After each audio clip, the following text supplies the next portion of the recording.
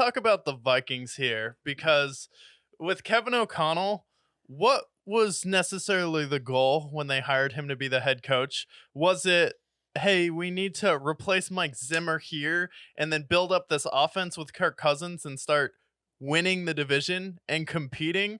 Because you won the division the first year, and then you go out there and you lose to the insufferable absolute abomination that was the New York Giants making the playoffs that year with Daniel Jones, and then Kirk Cousins lost in a game to Daniel Jones, so that was embarrassing. And now you've gotten worse and worse and worse each year that Kevin O'Connell has been there, and it seems like they're kind of in a transition period. And typically when you hire a new coach, it's like, okay, now we transition. But now it's like, okay, we don't want Kirk Cousins here. We have to make Justin Jefferson the highest paid player in NFL history at the wide receiver position.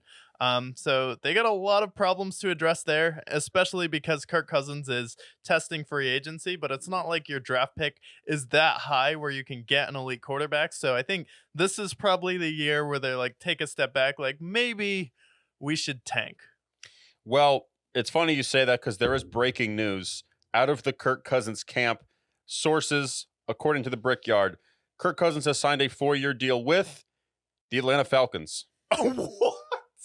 No way. Yep. He actually did it? He went to the Falcons. Good for Kirk Cousins. Wait, how much money did they give him for 4 years? We don't know yet. The reports are still out there, but he is an Atlanta Falcon now.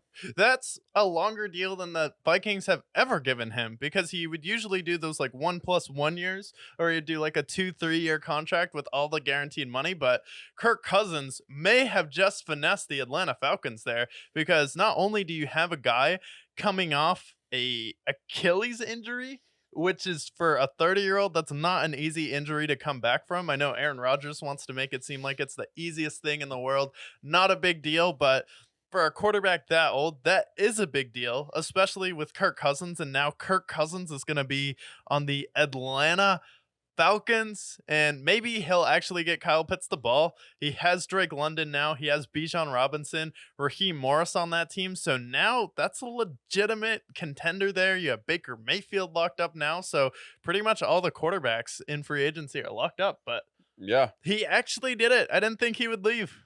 Yeah, he's gone. And just in time for us to go over the Vikings. I'm trying to get the exact numbers here with my sources. We should get that by the end of the segment here.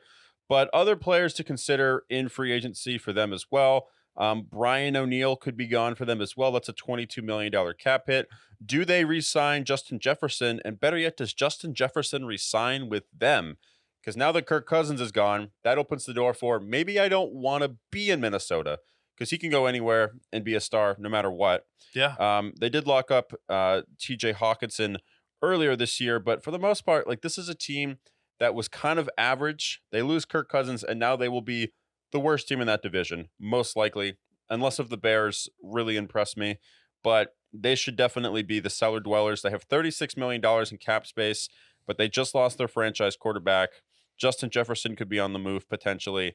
I think this Vikings team should finish last, and that's if every other team pulls their weight. Yeah, I think the Vikings will definitely finish last unless you get a phenom that no one saw coming in the draft at quarterback this year. But like, now it's the question too, like, Justin Jefferson, does he want to be there, or does he just care about getting paid the most money possible? Because the Vikings could definitely do that at this point, because like, okay, well, if we're not paying a quarterback, we might as well give Justin Jefferson the bag, so when we are able to draft a young quarterback, we already have our star wide receiver there.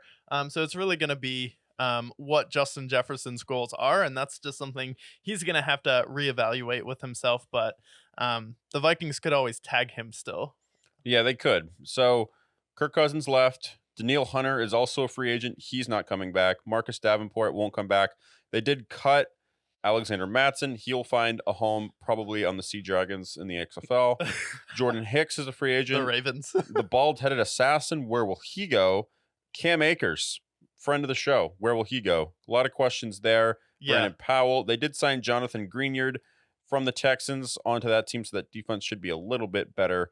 But other than that, I think the Vikings should be the worst team in this division. I have them going last, and so do you. Yeah, I have them going last for sure. It's a full rebuild, so not really too much to cover. What can you really do? You can suck, get as many high draft picks as possible, and then trade away someone like a TJ Hawkinson. You just locked him up, but he could be really appealing to a team that has cap space, like the Cincinnati Bengals. That would be a great fit for him there. Then you have Justin Jefferson. Well, you could sign and trade him for a boatload of picks there, but Kirk Cousins officially gone out of the building there. So it's time to fully rebuild.